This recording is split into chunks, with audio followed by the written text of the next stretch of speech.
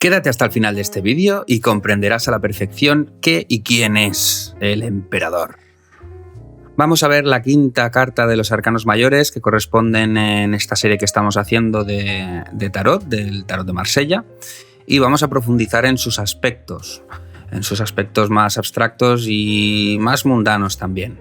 Vamos a ver qué es lo que nos quiere transmitir el emperador y de qué manera podemos aprovechar los atributos del arquetipo del emperador también en nuestro día a día. Recordad que hacemos una perspectiva no solamente predictiva, sino también evolutiva para poder trabajar con estas ideas y, que nos favorezcan, ¿no?, en nuestro día a día. Suscríbete y dale a la campanita para no perderte ninguno de estos vídeos. Anda. Pues aquí tenemos al emperador. La letra hebrea que se corresponde con la tradición más contemporánea pues es la letra G. Os la dejo por aquí para que veáis cuál es. Como siempre empezaremos con el número y nombre y nos fijamos en que este es el arcano número 4.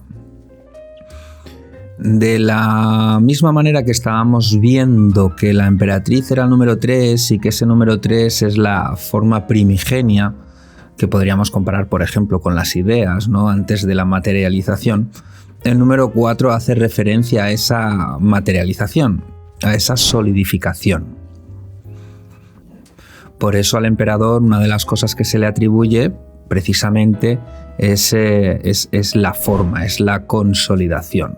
De lo que trata el emperador es de consolidar, ¿verdad?, ese imperio que ha creado por él mismo o que tal vez ha podido heredar. Entonces, ahora si nos fijamos en el nombre emperador, ya el simple nombre pues nos sugiere cantidad de cosas, ¿no? Nos sugiere, ya puede ser pues la cima, estar en todo lo alto, la impasibilidad, el orden, la rigidez, el carisma también. Un emperador tiene esa tendencia a ser una persona pues carismática. Entonces ya nos está hablando, el simple nombre nos está hablando de muchísimas cosas que hacen referencia al emperador. Acordaos en uno de los vídeos que publiqué que dije que tenemos que tratar de evitar el sesgo cultural, el sesgo social, político, religioso, que nos puede llevar a hacer entender a un arquetipo de una manera pues sesgada, ¿no?, con limitada. Al final un sesgo es un límite. Entonces vamos a fijarnos ahora en su cetro. De la misma manera que la emperatriz, el emperador tiene un cetro. Este es ligeramente diferente en cuanto a que es un poco más bajo, un poco más pequeño, pero más grueso. Eso también nos está hablando de la característica, ¿no?, de la diferencia entre el emperador y entre la emperatriz. El de la emperatriz es más largo, es más fino, es más delicado y lo sostenía, acordaos, con la mano izquierda, y el del emperador es un poco más grueso, más vasto, ¿no?, digamos, y lo agarra con la mano derecha. Es decir, el poder él lo está ejerciendo desde la parte activa, desde la mano derecha, a diferencia de lo que hacía la emperatriz con la mano izquierda. Encima del cetro también podemos ver que tiene un orbe, el mismo orbe que la emperatriz, lo que nos está hablando del poder de Dios en la tierra, del dominio de lo divino sobre la tierra. Y de la misma manera que la emperatriz, el emperador es el representante mundano de lo divino, el representante terrenal de lo divino. Este mismo cetro pues nos está hablando también de cierta comunicación con lo divino, es decir, él al empuñar el cetro con el orbe es un representante, es decir, es un escogido de los dioses, de la misma manera que lo es la emperatriz. Si nos fijamos abajo en su escudo, tiene un águila, igual que el de la emperatriz, pasa que este águila está posado. Digamos que está en suelo. Si nos fijamos, cada una de las patas está sobre un lado distinto de lo que podría ser un agujero. No sabemos hacia dónde va ese agujero. Pero lo que sí que podemos ver es que son dos pedazos que está uniendo el águila. Entonces esa es la función del emperador, es la de unir, es la de consolidar, la de juntar, ¿vale? La de no dejar cabos sueltos. El águila, pues como ya habíamos visto con la anterior carta, simboliza por un lado el poder. Ya os comenté que en los heraldos salían águilas, salían leones, salían dragones, y por el otro lado también es un acercamiento a lo divino. El águila, en el momento que emprende el vuelo, al ser de las aves más que vuelan más alto, pues es una manera también de representar ese acercamiento a lo divino. Con el escudo también nos está hablando de esa defensa. Pero si nos fijamos, no está agarrado al escudo de la misma manera que la emperatriz. El escudo lo tiene al lado. Es decir, él por sí mismo ya es una defensa, aunque no deje de necesitar defensa. Pero su propia figura ya es una defensa. Por eso él no necesita estar necesariamente agarrando el escudo. La propia figura que él da, que él refleja, acordémonos que el emperador ya por el mero nombre es poder, es fuerza, es autoridad, es imperativo, pues su propia figura ya da esa defensa. Luego otra cosa a tener en cuenta es su trono. A diferencia que el trono de la emperatriz, que es grande, que es cómodo, ¿no? Nos acordamos de las orejeras que estuvimos viendo al final, es más bien austero y mínimo. Él no se centra tanto en la comodidad o en el gozo de la comodidad. El trono para él es simplemente un status quo, es lo que da esa posición, ¿no? Es decir, el trono del emperador. Para él es simplemente algo iconográfico. No tiene un valor de confort o un valor estético como lo podría tener desde la perspectiva de la emperatriz, ¿no? Que también tiene obviamente esa visión de poder, pero además de poder tiene que ser cómodo, tiene que ser agradable, tiene que tener las condiciones mínimas para que la emperatriz, o sea, le apetezca pasarse ahí pues gran parte del tiempo, ¿no? A eso al emperador le da igual. De hecho, si nos fijamos, su postura no es de estar sentado, es más bien como de estar apoyado, ¿no? De alguna manera eso también nos indica que está siempre presto a la acción. Es decir, que de alguna manera es simplemente darse un pequeño impulso y ya poder empezar la marcha. Entonces el emperador tiene eso, el emperador siempre está presto. Puede parecer incluso que tiene una posición un tanto chulesca, ¿no? Si nos fijamos en su mano izquierda, que está agarrando bien el ceñidor, es una posición como de que va un poco sobrado, ¿verdad? Pero claro, tenemos que pensar que el emperador es sabio. También tiene la barba blanca, la tiene larga. Su cara ya nos denota un poquito más de edad que con la emperatriz. Entonces digamos que es una persona que ya tiene bastante experiencia, que está curtido en batallas. Ya las ha visto de todos los colores. Entonces su sabiduría le hace poder esperar con anticipación cualquier hecho. Y eso relaja, eso le da una posición de relajo, ¿eh? Lo que hablamos de que va sobrado. De hecho, pues como anécdota, en un montón de compañías de muy importantes, ¿no? Pues tipo Coca-Cola, Nike, ese tipo de marcas en general, les gusta que los CEOs, que las personas que dirigen estas compañías ya se hayan visto anteriormente en una situación de crisis, ¿no? Con otras empresas. ¿Por qué? Precisamente por lo que estamos hablando con el emperador. Porque las ven venir, están precavidos. Eso también nos está hablando de que una derrota no necesariamente es perder, simplemente es una derrota. Pasa que la derrota te da algo que no te da la victoria, que es la cautela, que es el poder estar prevenido, ¿no? Muchas veces, pues no sé vosotros, pero a mí me da mucha rabia que a veces me salgan las cosas bien a la primera, ¿no? Porque digo, vale, sí, me ha salido bien, pero como me ha salido bien a la primera, no puedo evaluar las cosas que han podido salir mal. Entonces la próxima vez que lo haga, puede ser que salga mal y no voy a entender por qué, ¿verdad? Pues eso con el emperador no le pasa.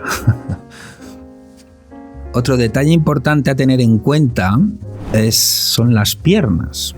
Las piernas, si nos fijamos, las tiene como cruzadas, no hace como un 4. Si le diéramos la vuelta, podría parecer mucho a la figura del ahorcado. El ahorcado también tiene las piernas en la misma disposición, solo que pasa por detrás la que está cruzada. Y bajo mi perspectiva, eso de lo que está hablando es de que el emperador en sí, el emperador bien aspectado, vive constantemente en el sacrificio, ¿verdad? Tenemos que pensar en un emperador bien aspectado, no en un emperador mal aspectado. Ahí es cuando hablamos del sesgo. Normalmente tenemos una visión del emperador como un derrochador, alguien que solo quiere lujos, alguien que no le importa al pueblo, etcétera, etcétera, ¿no? Pero el emperador que realmente quiere consolidar el imperio, que se preocupa de consolidar el imperio, que eso lleva a que todo el imperio funcione, pues es un emperador sacrificado. Por poner un ejemplo, el emperador quiere una espada de oro porque, pues, por el motivo que sea, puede ensalzar su magnanimidad. Sin embargo, él comprende la situación quizá por la que está pasando el reino y prescinde de esa espada de oro a una espada de acero común porque entiende que ese oro puede ser valioso para cualquier otro aspecto que necesite el reino. Sacrificio. Él también sacrifica su tiempo, él también sacrifica su salud, él sacrifica, parece que no, pero un emperador bien aspectado es un constante sacrificio, ¿no? Pensemos un poco en los padres. Un padre que ejerza de padre, que sea un buen padre, está constantemente sacrificándose por sus hijos, por su familia, por su pequeño imperio, ¿no? Cosas que él quisiera hacer que no hará, dinero que él quisiera gastar que no lo hará para sí mismo, sino para su familia.